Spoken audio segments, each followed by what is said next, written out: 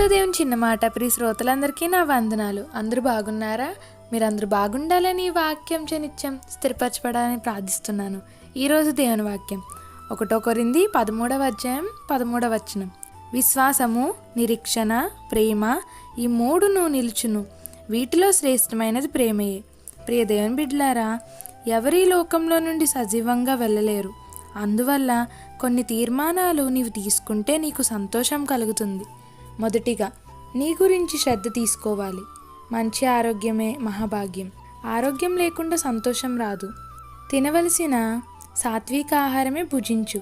దేవుడు మనకు 2 చెవులు 1 నోరు ఇచ్చాడు. ఆ నిష్పత్తుల్లోనే నీవు వాటిని వినియోగించు. తక్కువ మాట్లాడు, ఎక్కువ విను. మాట్లాడుట వలన మనం ఏమీ నేర్చుకోలేము. సలహాలు ఇవ్వటం మానివేయి. జ్ఞానులకు సలహాలు అవసరం లేదు. బుద్ధి లేని వారు వాటిని తీసుకోరు. చిన్ని వాటితో మృదువుగా ప్రవర్తించు. పెద్దల ఎడల దయ చూపించు. కష్టపడే వారిని చూచి జాలిపడు. బలహీనులను, నీ ఎడల అపరాధం చేసిన వారిని సహనంతో చూడు. ఎందుకంటే నీ జీవితంలో ఎప్పుడో ఒకసారి నీవు చిన్నవాడిగాను, పెద్దవాడిగాను, కష్టపడేవానిగాను, బలహీనునిగాను, అపరాధం చేసిన వాడిగాను ఉండే పరిస్థితి ఉంటుంది. కాబట్టి ఓ సహోదరి సహోదరుడా, విజయాన్ని ఎప్పుడు ధనంతో లెక్కించకు.